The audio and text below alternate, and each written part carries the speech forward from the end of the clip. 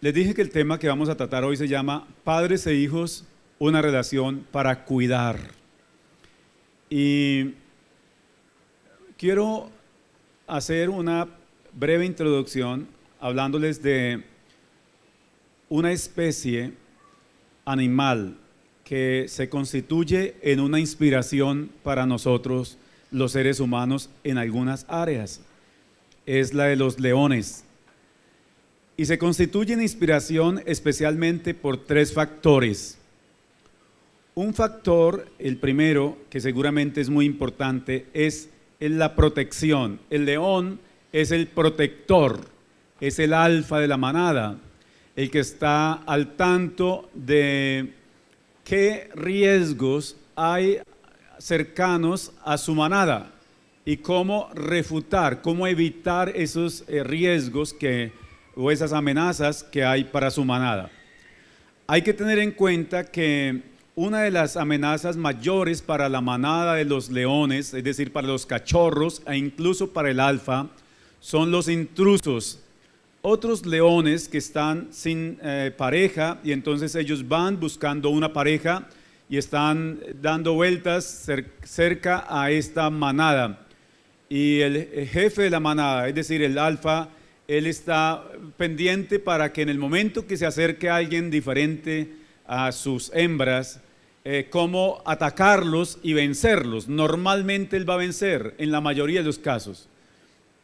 Pero si el intruso que viene vence al alfa de esta manada, entonces él, digamos, el jefe ahora tiene que irse, o muere o queda herido, bueno, de alguna manera pierde su jerarquía en esta manada y llega uno nuevo. Este nuevo viene para apoderarse de las hembras, pero él encuentra una cantidad de cachorros que son hijos del jerarca anterior. Así que entonces lo que hace es que asesina, él mata a los cachorros porque no quiere levantarle descendencia a uno antes que él. Digamos, él quiere levantar su propia descendencia. Entonces quiere ser el propio alfa de esta manada y no quiere competir con ninguno, sino que quiere obviamente que los hijos que levante son los de él para formarlos como él cree, como él piensa, como él sabe y todo ello. Así que entonces va a asesinar a los cachorros. Y por eso mientras tenga cachorros, el alfa tiene que estar muy atento para cuidar y que no venga otro a asesinar a su descendencia. La segunda tiene que ver o el segundo aspecto tiene que ver con la provisión, porque entonces la provisión está a cargo en el mayor de los casos de la hembra. La hembra es la que está a cargo, las hembras, porque normalmente no hay una sola, hay varias, entonces ellas están a cargo de cazar. Una de las razones es porque el alfa está pendiente de cuidar y otra es porque él tiene una melena muy grande, mucha melena, y esto le genera mucho calor. Así que para dar piques, ¿cierto? Para hacer los piques detrás de la gacela, por ejemplo, entonces se va a acalorar mucho, se agita mucho, muy rápidamente, y por eso él ahorra sus piques y todo ello. Y pues porque él tiene que conservar sus fuerzas para otras cosas que le corresponde a él, en ese caso como el alfa de la manada. Y la otra, digamos, el tercer aspecto es la instrucción. La instrucción tiene que ver con enseñarlos a sobrevivir en medio de muchas amenazas. Ya les comentaba una, pero hay más amenazas incluso, entonces ellos tienen que aprender a sobrevivir. Entonces, para sobrevivir tienen que aprender a cazar, para ellos esto es el trabajo. Así que las madres, digamos las leonas, a temprana edad enseñan a sus cachorros a cazar, para que ellos tengan comida, y porque de esa manera ellos pueden proyectar la descendencia y a otras descendencias, pueden proyectarlas y enseñan, y el liderazgo, de alguna forma el león es sinónimo de liderazgo, entonces ellos enseñan de generación en generación el arte de la caza, pues eso es, digamos, el sustento de ellos. Así que cuando pensamos en la relación de padres e hijos, también encontramos una cantidad de procesos muy importantes que se deben vivir. Si hablamos de cuidar una relación para disfrutarla, debe ser una buena relación. Cuando hablamos de la relación de papá e hijos, o hijos y padres, necesitamos pensar en una buena relación. Sí o sí. O sea, yo quiero que en esto seamos muy puntuales. Sí o sí debe existir una buena relación entre padres e hijos. Y ya lo vamos a ir desmenuzando poco a poco por qué sí o sí. Entonces, encontramos, y para ello vamos a usar varios textos, tal vez, bueno, no muchos textos de la Biblia, pero vamos a intentar contextualizarlos para que de esa manera entendamos cómo es importante mantener una buena relación entre padres e hijos de acuerdo a la Biblia.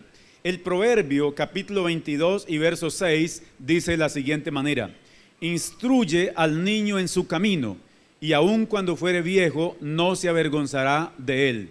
¿Qué dice el texto?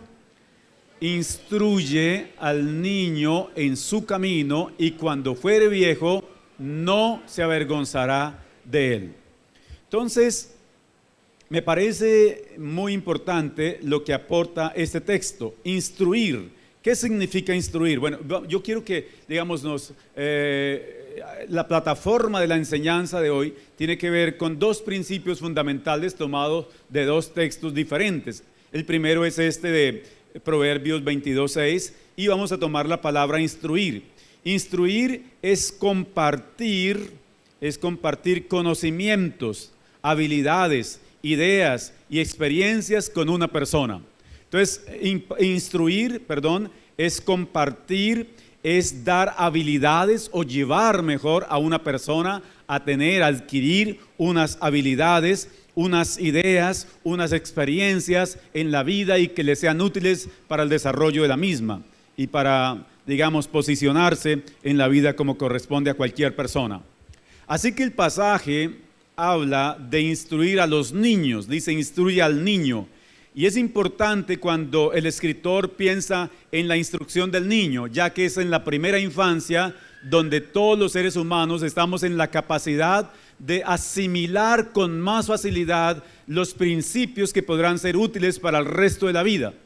Así que cuando usted toma a su hijo de 0 a 5 años, y préstenme mucha atención por favor, los que tienen hijos en esta edad o los que van a tener hijos, todavía no los tienen, pero van a tener hijos, pasarán por esa edad obviamente. Entonces, en la edad de 0 a 5 años usted debe ser muy insistente en la parte de la instrucción, enseñando principios que serán útiles. Muchas de esas cosas se van a quedar en la mente, o se quedaron en la mente de nosotros para el resto de la vida.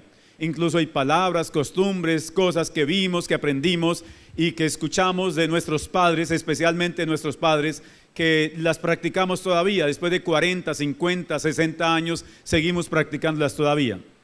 Lo que aprendimos en la primera infancia. Eso en primera instancia, porque digamos es el tiempo más adecuado y donde digamos los niños tienen la capacidad de asimilar la mayor parte de la instrucción que le den sus progenitores o los instructores.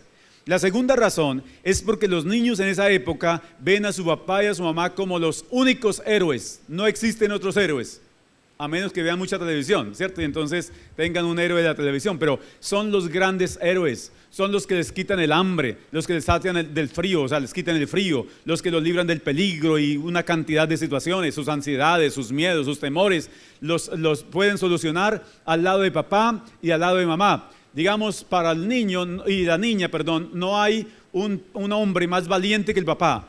Ellos verán, yo recuerdo de mi infancia y ahora veo en los niños cómo veíamos a nuestro papá y cómo los niños ven al papá como el hombre más valiente, el hombre más apuesto. Y las niñas normalmente tienden a, digamos, a ver al papá como a enamorarse, por así decirlo, con un amor muy sano, y lo vamos a hablar dentro de 8 días, este tema está para dentro de 8 días, un amor muy sano del papá, digamos, él es como su platónico, ¿sí? Entonces, porque ven, ese es el gran héroe de las niñas y pues aún también de los niños, el papá. La mamá son las personas, digamos, que generan más impacto en los niños en esa edad.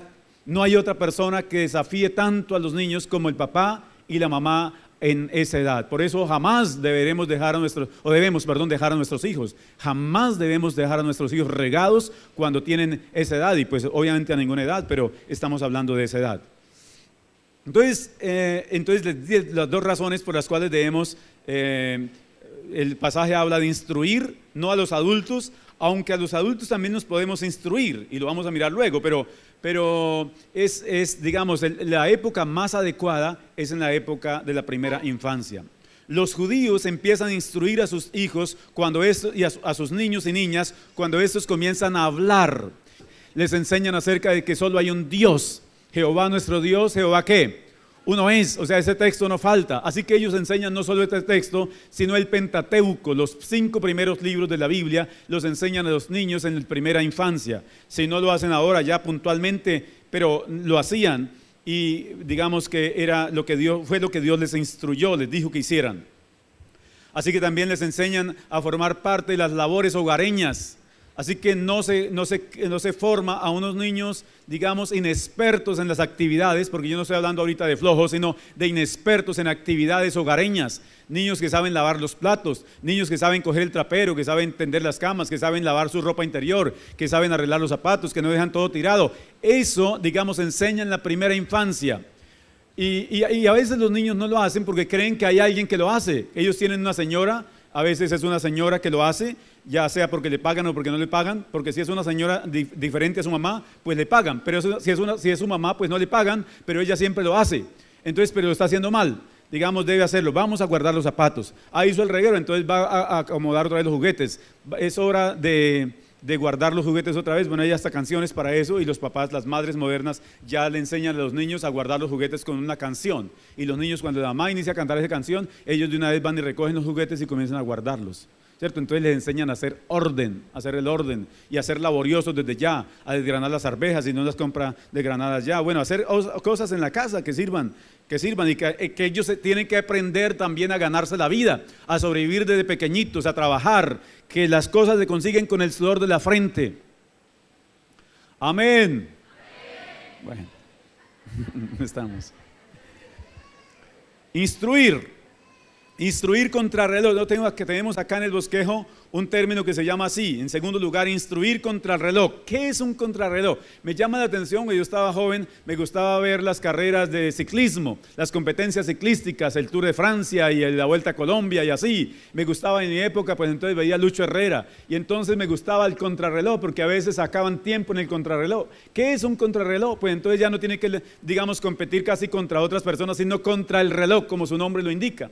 Entonces sueltan a todos los corredores, a cada uno le dan una hora cronometrada y le dicen, bueno, usted salió en este caso a mí me entregaron faltando como 5 para las 11, entonces a las 5 para las 11 salió, el otro salió a las 11, así, a cada uno le dan una hora, y entonces cada uno va luchando al máximo para marcar el menor tiempo posible, ¿cierto? Y cada quien, el que marcó el menor tiempo posible, ese ganó la competencia de ese día. Y es muy posible que en algunos casos alguien que iba un poco distante del líder, 1 minuto, 30 segundos lejos del líder de la carrera, ese día se posicionó como el líder de la carrera en esa contrarreloj. Yo quiero decirles que en la instrucción a los hijos tenemos que hacer una contrarreloj. ¿Por qué? Porque si estuviéramos solos, ¿cierto? En el mundo estuviéramos solos como Adán y Eva, que estaban solos, pues al fin y al cabo uno diría, ¿y contra quién tengo que hacer la contrarreloj? Pero en este caso, esa contrarreloj es porque hay muchos personajes que se brindan para formar a los niños y a los adolescentes. Por eso la contrarreloj, porque no podemos permitir que alguien nos gane.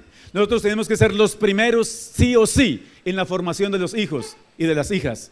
Sí o sí, los primeros. Nadie nos puede ganar ese puesto, ese espacio a nosotros. Así que entonces por eso hablo de la contrarreloj. Y agentes que se brindan gratis para formar a nuestros hijos son los siguientes: las comunicaciones. Las comunicaciones, porque se traen unos medios o una presentación muy atractiva, muy actual y muy fácil de asimilar. Los niños ya prácticamente a los meses ya manejan un celular, y la televisión y la tablet, y bueno, las comunicaciones para ellos prácticamente son como el día a día de ellos. Así que entonces en las comunicaciones ellos tienen no solo un pasatiempo, sino que hay una cantidad de valores o antivalores que reciben ellos a través de los medios de comunicación. Y yo no hablaría solamente de la pornografía, sino que hay una cantidad de cosas que son, digamos, antivalores que los niños y jovencitos, adolescentes, ven y reciben a través de los medios de comunicación. es posible que usted, ahora, yo no estoy diciendo que no compren celular, compre celular y si puede conseguir uno de alta gama, consígalo, eso no es pecado, pero tenga control. O sea, es como cuando usted le coloca los fósforos y la gasolina a un niño, le dice, mire, cuídeme estos fósforos y esta gasolina.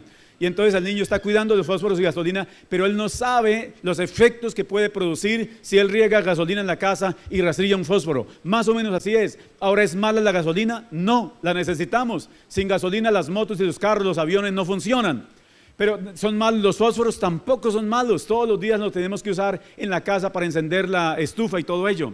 Así que las dos cosas son muy buenas, pero mal usadas podrían acabar con lo que sea. Y ustedes han escuchado cada rato las noticias de incendios que devoran casas, bosques y todo ello, porque un pirómano cogió fósforos y los usó mal. Así que las comunicaciones son una gran bendición de Dios, pero hay que usarlas bien. Y nunca un niño está en la capacidad de usarlas bien, a menos que papá y mamá se sienten con amor, con mucho amor y le digan, vea, mijo, vamos a usarlas así y así y así. Vamos a tener acceso a las comunicaciones, pero vamos a hacerlo moderadamente. Vamos a hacerlo con mucha, digamos, precaución para evitar que su mente comience a distorsionarse con pensamientos, porque me dijeron que cuando a una persona le enseñan a conocer los billetes falsos, no le pasan billetes falsos, sino billetes buenos. La persona solamente cuenta billetes buenos, así que cuando coge uno falso, sus dedos, sus manos ya rápidamente conocen la textura del falso. Así que al niño, cuando solo se le enseñan principios buenos, su corazón está enfocado hacia el bien. Cuando él detecta el mal, inmediatamente se asusta, dice, esto no, mis padres no me han enseñado esto, les voy a preguntar a ver qué pasa con esto, ¿cierto? Ahora, yo no sé cuántos niños o cuántos de los adolescentes se acercan a nosotros y nos dicen, venga papá, ¿será que yo puedo mirar esto en la internet? ¿Será que sí? ¿Será que esto es sano, saludable? ¿Será que esto me aporta a mi sana formación como persona, como ciudadano, como cristiano? ¿Esto me aporta a la formación, a mi formación? Ahora, si ellos lo están haciendo, quiere decir que han sido formados rectamente. Por eso es que ustedes leen el Salmo 1. Bienaventurado el varón que no anduvo en consejo de malos, ni en silla de escarnecedores, ni en camino de pecadores. Bueno, así lo dije como en desorden, pero lo dije. Entonces, ¿por qué? Porque fue alguien que siempre ha visto el bien, ha escuchado el bien. Y porque siempre él se dio cuenta que los que dicen las cosas a las que hay que prestarles atención es papá y es mamá. Y lo que dicen afuera, entonces ya tiene menos relevancia, menos importancia para él. Los profesores, entonces ya les hablé de las comunicaciones, luego hablamos de los profesores. Miren, lo que les voy a decir es muy importante. Y con mucho respeto a todos los educadores que están acá en esta mañana, con mucho respeto porque ustedes son cristianos, me imagino que ustedes no están dentro de esa lista. Y ojalá nunca estén, si de pronto en algún momento se han sesgado, pues entonces tienen la oportunidad de pedirle perdón al Señor. Pero de todas maneras, la idea es que los profesores, muchos de los maestros de los colegios y universidades y de los preescolares, los maestros toman a los niños como una materia prima y colocan en ellos los pensamientos de los maestros. Esto tiene que ver con la religión, entonces cambian los pensamientos religiosos de los niños y de las niñas, cambian los pensamientos políticos. Imagínense que usted es de una corriente política y su hijo es de otra corriente. ¿Dónde cambió la corriente política de su hijo? Y eso no es pecado, yo no estoy hablando de que eso sea pecado que cambie de política, pero estoy diciendo eso. ¿Dónde cambió? En la universidad, en el colegio y en la universidad lo cambió. ¿Quién le formó ese otro principio o ese otro pensamiento? El profesor. ¿Por qué? ¿El profesor estaba autorizado para eso? No, pero abusó, porque usted no fue firme, digamos, y sabio con la enseñanza de esos principios religiosos, políticos a su hijo. Entonces el profesor fue y lo cogió y fue muy fácil cambiarle la manera de pensar. Y a veces se la enderezan y otras veces se la tuercen. Pero estamos hablando pues de cómo el profesor puede influir muchísimo cuando los hijos van sin unos principios fundamentales y muy radicales al colegio o a la universidad. También le cambian la manera de pensar con respecto a la sexualidad. Y ahorita no estoy diciendo que es bueno o que es malo, ustedes ya saben eso, ¿cierto? Ya saben que es bueno y que es malo, y ustedes ya saben que Dios creó un hombre y a una mujer y dijo que se uniera el hombre y la mujer y procrearan y formaran familias saludables. Eso dijo Dios. Ahora, en el colegio y la universidad a veces se tiene otra manera de pensar. No, ya, digamos eso, pero ¿cómo va su hijo al colegio, a la universidad, sexualmente hablando? Digamos, con los conceptos en la parte sexual y de cómo se debe desarrollar la sexualidad. Digamos que son las cosas más relevantes y ellas y otras son cosas relevantes que van a cambiar de alguna manera la personalidad de los jóvenes. Y esto hace que, bueno, sigo con otros dos y luego damos la conclusión de esta parte, de esta primera o esta segunda parte. La calle. Cuando los muchachos salen a la calle, a veces deben estar, deben estar preparados, sí o sí, preparados para ver muchas cosas, pero para no cambiar su manera de pensar. Ellos en la calle ven hurtos, ellos en la calle ven violencia, ellos en la calle escuchan groserías. Cuando alguien se le atravesó en la moto, el otro le dice groserías y le responde con groserías y se bajan y se arremangan y se agarran a golpes y todo eso. Eso lo ven los muchachos en la calle. Y escuchan palabras, tremendas palabras. Ellos ven al tipo que está fumando marihuana, al niño que está fumando marihuana también lo ven. Ese es el diario vivir de nuestras ciudades, lamentablemente. Ven cómo el señor le pega a la señora, saca la mano y le pega a la señora. Ve cómo la señora va con la cara moratada y le preguntan que qué fue lo que pasó. Y dice que su esposo llegó borracho y le pegó, ¿cierto? La golpeó. Y todo eso lo ven en la calle. Son modelos que ellos ven en la calle. Ven los muchachos que se tatúan, ¿es bueno o es malo? No estamos definiéndolo aquí en este momento, pero ellos lo ven en la calle. Los amigos inciden mucho en la personalidad de los adolescentes y de los jóvenes. Digamos que cuando un adolescente, una persona, no tiene una personalidad bien definida, bien firme, un carácter fuerte a nivel personal, cualquiera lo coge y le voltea la forma de pensar, le cambia su manera de pensar y cuando llega a la casa ya es otra persona. Entonces es muy importante justamente por eso. Les quiero leer una definición o más bien una forma como yo leería ese proverbio y como lo intentaría aplicar y como quiero enseñárselo a ustedes. El proverbio 22:6 dice así: forma la mente del niño según el adulto que quieras tener. Forma la mente del niño según el adulto que quieras tener. Porque eso es lo que dice el proverbio, eso es parafrasear el proverbio, ¿cierto? El proverbio dice: instruye al niño en su camino y cuando fuere viejo, o sea adulto, no se apartará de él. Si usted quiere tener un adulto bueno, recto, que anda según lo que usted le enseñó, fórmelo desde niño. Y entonces va a ser fácil relacionarse cuando adultos, porque estamos hablando de la relación de padres a hijos. ¿Por qué a veces es tan lejana esa relación de padres a hijos? Tal vez sonarían bien y oportunas estas palabras en este momento. No me llames, hablemos. O sea, ¿para qué me llamas si estamos dentro de la casa? Entonces no uses el celular, no gaste minutos, no le queme minutos a Claro, a Movistar y a los otros, porque estamos dentro de la casa, no tienes que usar el celular. No me escribas, podemos hablar. Entonces mírame a los ojos otra vez. Entonces a veces se habla y cada uno habla, pero está haciendo sus oficios o haciendo su chateando, haciendo lo que le gusta, pero viendo televisión. Pero entonces por eso apaguemos el televisor y nos podemos escuchar, ¿cierto? Si apagamos la televisión nos podemos escuchar. Entonces suenan bien esas palabras: apaga el televisor y nos podemos escuchar o me puedes escuchar. Suena muy bien decir buenas noches, ¿cómo han estado? O ¿cómo has estado? ¿Cierto? Si es una sola persona la que está en casa. ¿Qué aprendiste hoy? Si llega el hijo, la hija del colegio, de la universidad, independiente de la edad que tenga, no es malo que el papá, la mamá le pregunte: bueno, ¿qué aprendiste hoy? Compárteme un poco. ¿Qué cosas nuevas hay para hablar, para contar? ¿Qué te dijeron? Que estabas muy bonita. Es posible que en la calle a la muchacha, a nuestra hija, le están diciendo muchos piropos, muchas cosas, pero nosotros no sabemos qué le están diciendo, ¿cierto? O le están haciendo bullying y tampoco sabemos. Entonces, qué bueno que ella nos diga llorando o feliz de la papaya porque dice: wow, varios muchachos me están coqueteando, no sé a quién decirle que sí. Entonces, en ese momento uno se sienta con ella y le dice: venga, a ninguno le diga que sí todavía, póngalos a mascar el freno, ¿cierto?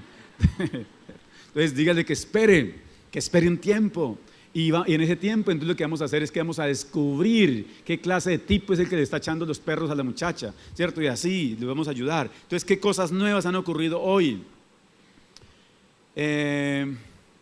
¿Y qué dijo el profesor o la profesora? ¿Qué dijo? ¿Cierto? Porque nosotros sabemos que en el colegio o en la universidad normalmente nuestros hijos se enfocan por lo que dice uno de los profesores: el más ilustre, el más versado, el que tiene la historia en la cabeza, el que tiene, muchas cosas que compartir. Entonces normalmente, o el permisivo, pero generalmente siempre estarán inclinados. Entonces, ¿qué dijo el profesor hoy? No, el profesor hoy dijo que la tierra es cuadrada. Bueno, entonces está equivocado el profesor. No, ellos no van a decir obviamente eso, pero solo por dar algo que pensar acá.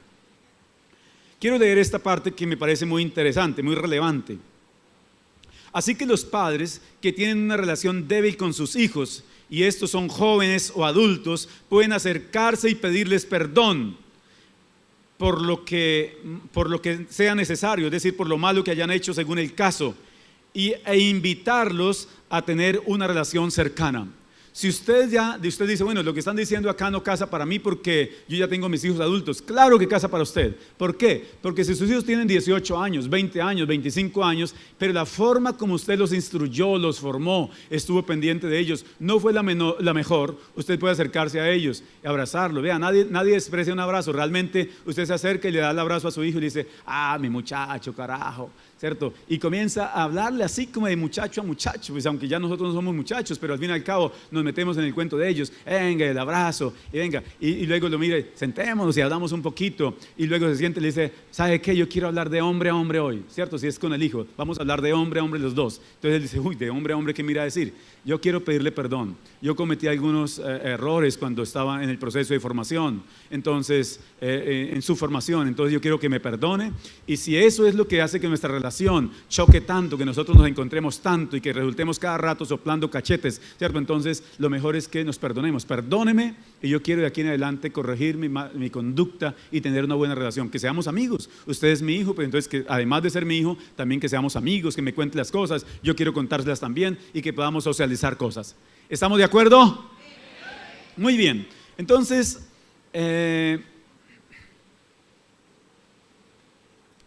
seguimos porque eso está bueno. En tercer lugar, quiero hablarles de la disciplina, y para este texto quiero que vayamos al libro de Efesios capítulo 6, versículo número 4. En Efesios, en el capítulo 6, en el versículo 4, ya el apóstol, ya en este caso no es el proverbista sino el apóstol, el que nos da una enseñanza importantísima con respecto a los hijos. Dice así la palabra: y vosotros padres no provoquéis a ira a vuestros hijos, sino criarlos en disciplina y amonestación del Señor. De ese texto yo quiero tomar la palabra disciplina, pero quiero que nos enfoquemos con respecto a esta palabra. La palabra disciplina quiere decir lo siguiente, en este contexto está refiriéndose a lo siguiente: es un conjunto de reglas y comportamientos para mantener el orden. Otra vez lo leo: es un conjunto de reglas y comportamientos para mantener el orden en una colectividad. Así que entonces esta colectividad a la que estamos haciendo referencia es a la familia. Son normas y comportamientos para mantener el orden en una colectividad. Otra definición: es un conjunto de reglas y normas cuya cumplimiento de manera constante genera cierto resultado. O sea que entonces la disciplina, no estamos haciendo referencia a que me voy a quitar la correa otra vez. No estamos hablando ahora de esa disciplina, sino de aquella disciplina formativa, de aquella disciplina que tiene que ver con lo siguiente, con lo que usa la persona que va a formar a un músico. Entonces, digamos, es que le dice: eso no se hace así, por favor, le coge otra vez la guitarra, coge nuevamente el piano, y horas ese alumno, con un buen músico, con un buen instructor, y como resultado final unas notas armoniosas. Usted escuchará unas notas, el violín o el saxofón. Aquí me encanta cuando tocan el saxofón. Hay instrumentos que le llaman a uno mucho la atención. Yo a veces abro los ojos cuando están ponteando la guitarra. Yo digo, wow, ¿quién está tocando la guitarra hoy? Y abro los ojos y digo, y es que la está tocando muy bien. Aquí hay músicos muy buenos. Ahora, esos músicos necesitaron horas y horas y horas. Ese piano, a veces uno escucha ese piano, esas melodías del piano y uno dice, wow, Dios, para ti esa melodía, ¿cierto? Porque está espectacular. Pero eso no es improvisación, lo hicieron después de mucho tiempo. Eso es disciplina, ¿cierto? A ese tipo de disciplina está haciendo referencia el apóstol en esta palabra. Luego quiero colocarles entonces la idea que el apóstol Pablo da en Efesios capítulo 4 versículo 6 es que cada padre haga de su hijo su discípulo, ya que la palabra disciplina viene del latín discipulus, termina en us, discípulos, y es discípulos, discípulo o discípulos. Así que entonces lo que Pablo está diciendo acá es que papá y mamá hagan de su hijo un discípulo. Un discípulo es aquel que enseña, un maestro es aquel que enseña a su discípulo todas las cosas buenas que sabe. Esto es interesante porque cuando Pedro estuvo en el patio del sumo sacerdote, lo identificaron que era discípulo de Jesús. La gente lo miró y lo escuchó hablar y dijeron, ¿eres discípulo de Jesús? Y él dijo, no. Pero solamente estuvo 3 años con Jesús y ya era un adulto. Imagínense ustedes entonces si la mamá y el papá están cerca al hijo y a la hija durante los 5 primeros años, que son niños, que están aprendiendo las primeras cosas y que dicen esto es la verdad y no hay más que esto, esta es la única verdad que existe. Por eso muchos, yo no sé aquí cuántos, pero muchos crecieron creyendo que los niños eran traídos por la cigüeña, por ejemplo. ¿Cierto? ¿Cuánto? Levanta la mano sin pena. A mí no me da vergüenza hablar de eso, ¿cierto? Porque pues, eso es la gran verdad, ¿cierto? Entonces, que la cigüeña traía a los niños. ¿Quién nos enseñó eso? Papá y mamá. Ahora, eso fue una distorsión de la verdad. No debieron habernos enseñado eso. Pero es para darles un ejemplo de cómo lo que papá y mamá dicen pesa tanto sobre los hijos. Por eso usted, por favor, por eso usted no se pierda la oportunidad que tiene de formar un discípulo que sea parecido a usted. O sea, su hijo no puede parecerse al profesor, ni puede parecerse al señor que hace el recorrido en el taxi o en la moto. No, él tiene que parecerse al papá y a la mamá. Físicamente en gran parte se parecen, pero si no se parece físicamente, que por lo menos se parezcan los gestos, en la forma como interpreta las cosas, la manera de hablar. Voy a darles un ejemplo de disciplina en este caso, de disciplinas y de formación. Otros ejemplos. Ustedes han visto a James Rodríguez, el futbolista, ¿lo han visto? Levante la mano si alguien ha visto a James, por favor. 3, 4, 5, los otros no. Bueno, pena, lo van a ver ahora en el Mundial. A Falcao García, ¿lo han visto? Ajá, muy bien. Entonces, ellos han pasado horas, días, meses y años pendiente de la instrucción de un técnico, de un profesor, que les dice cómo se para el balón, cómo patear el balón para darle curva. Imaginen ustedes, una de las cosas que a mí me parece difícil en el fútbol es darle curva al balón, ¿cierto? Cuando el arco está allá, usted patea el balón aquí y le da, y el balón sale para allá y luego comienza a hacer una curva y se metió en el arco. Y el arquero estaba desprevisto porque el arquero vio que el balón iba para allá, y entonces, el arquero aparentemente vio que el balón iba para afuera y el balón se le metió porque hizo curva.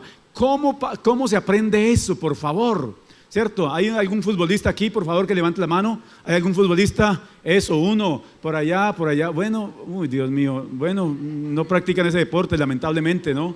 Bueno, me gustaría darles unas clases unos días de eso. Pero hermanos, eso, yo digo, ¿cómo hace para patear el balón y que le dé curva? Ha practicado mucho, eso es disciplina.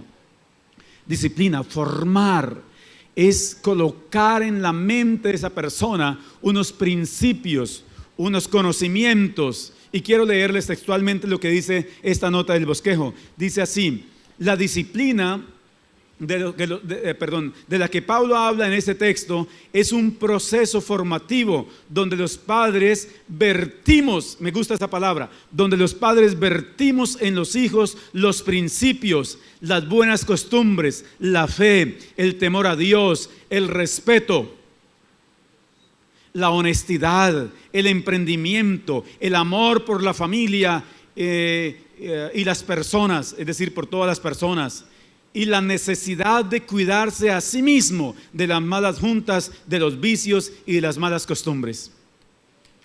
¿Les parece eso bueno o no? Me provoca es volverlo a leer, pero por cuestión pero ya lo escucharon. Eso es disciplina. Es donde los padres nos vertimos en los hijos, les vertimos los buenos principios, las buenas ideas, el emprenderismo. Yo digo, si usted es hijo de un tipo y una tipa que son emprendedores, ¿usted cómo va a salir flojo? Usted no puede salir flojo, ¿cierto? No puede salir perezoso. Usted tiene que salir también emprendedor. Yo digo, si usted es hijo de un hombre respetuoso, una señora respetuosa, ¿usted cómo puede ser un patán? No puede ser un patán. Usted no puede negar a sus papás, ¿cierto? Entonces, eso es la disciplina, es el proceso formativo a través del cual nosotros logramos vertirnos en los hijos. Ojalá que los cristianos lo estemos haciendo con fundamento, ¿no? Con juicio. Y eso se verá, algún día se va a ver. Ya estamos redondeando estas ideas para finalizar. Bueno, yo quiero leer esta otra parte. Dice, lo contrario a esto es tener hijos que se conviertan en generadores de crisis para ellos, para la familia y para la sociedad. O sea, lo contrario de lo que dije antes es tener hijos que se convierten en generadores de crisis para ellos mismos, para sus familias y para la sociedad. Y nosotros no fuimos llamados a eso, a tener hijos que los cría el destino y que son generadores de crisis. Ellos tienen que ser generadores de soluciones. Si usted hoy, digamos, Dios tiene esa palabra para usted, Dios le dio unos hijos para que usted los forme. Dios se los confió. Dios creyó que usted era responsable. Dios creyó que usted tenía los pantalones suficientes para formar bien a sus hijos. Y no necesita látigo, ni necesita gritar. No, solamente con el amor, ¿cierto? Muchas veces con el amor, la mayoría de las veces con el amor, la instrucción, el sentarnos, el dialogar, el jugar, el compartir. Todo eso forma parte de una buena instrucción. Les leo esta otra que está en el bosquejo y me parece una perla. Dice así: así que cuidar y disfrutar la relación de padres a hijos es posible en esta época, pero depende de la instrucción y disciplina con la que los formamos. Me parece interesante eso. Es posible en esta época, porque si a uno le dicen, pastor, lo que pasa es que las épocas han cambiado. Claro, obvio, han cambiado. Uno sabe eso, uno también lee muchísimo y uno sabe que las épocas han cambiado mucho, pero siempre sigue dando hambre, siempre sigue dando frío, siempre siguen enfermando y todas las necesidades básicas del ser humano siguen siendo las mismas. Por eso los principios del reino de los cielos no cambian, hermanos. Y para los cristianos los principios del reino no cambian. Las modas sí cambian. Claro, nosotros todos estamos a la moda. Por ejemplo, yo estoy a la moda, aunque esta es una moda muy clásica, sin embargo es moda, ¿cierto? Pero las modas cambian. Yo usé un tiempo otro tipo de pantalones, otro tipo de camisas, otro tipo de zapatos. Yo usé un tiempo unas botas con tacón. ¿Cuántos usaron botas con tacón aquí? Levante la mano. ¿Cierto? Y caminábamos sabrosos, ¿cierto? Con botas con tacón. Eran modas, las modas cambian, claro, nosotros los viejos también estamos actualizados hoy en día. Amén. Y por eso no nos queda difícil instruir y formar a nuestros muchachos. Yo le digo a la gente, vea, si en este momento, ¿cierto? Si nosotros tuviéramos otro hijo en ese momento, lo formaría lo mismo que los 3 que ya están viejos. Bueno, grandes, por lo menos grandes. Porque aunque cambien las épocas, los principios del reino son los mismos, hermanos, son los mismos. Amén. Bueno, ya estamos cerrando y dice así. Unas preguntas para terminar. Dice así: ¿cómo está formando a sus hijos con los principios bíblicos? O mejor, ¿está formando a sus hijos con los principios bíblicos? ¿Está pendiente de lo que sus hijos aprenden fuera de casa? Segunda pregunta. ¿Está usted pendiente de lo que sus hijos aprenden fuera de casa, independiente de la edad de sus hijos? Si están bajo su techo todavía, usted debe estar pendiente todavía de ellos, independiente a cuántos años tienen. 3, es importantísima esta, vea. Dice, ¿usa usted las comunicaciones como una herramienta formativa de manera controlada? O sea, mire que no es no usarlas, es usarlas, pero ¿de manera qué? Controlada. Úsenlas todo lo que quiera, controladamente. Es la tercera pregunta. La cuarta pregunta: ¿las ideas y posturas de sus hijos son semejantes a las suyas o a los del profesor, o a los de los amigos de la calle, o a los de Chispirito, yo no sé quién, ¿cierto? ¿Cómo es? Tiene que ser semejantes a las mías, ¿cierto? Si es mi hijo, tiene que ser semejante, tiene que pensar en muchas cosas como piensa el papá. En muchas cosas, no todo, obviamente, porque no son un clon, ¿cierto? Obviamente son una persona y tiene muchas ideas diferentes, pero en los principios básicos y fundamentales debe ser muy semejante al papá y a la mamá. Quinta y última, cerramos. La relación con sus hijos es armoniosa. La relación que usted vive y disfruta con sus hijos es una relación armoniosa. Coloquen sobre sus pies, por favor, y vamos a corregir cosas ahí en la oración. Vamos a decirle: Señor, coloque sobre sus pies y vamos a orar a Dios. Le vamos a darle gracias a Dios. Los que tienen hijos, denle gracias a Dios por los hijos, no importa la edad de sus hijos. Vea, si su hijo tiene 30 años y las cosas no están funcionando bien, todavía hay tiempo. Puede hacer algo todavía.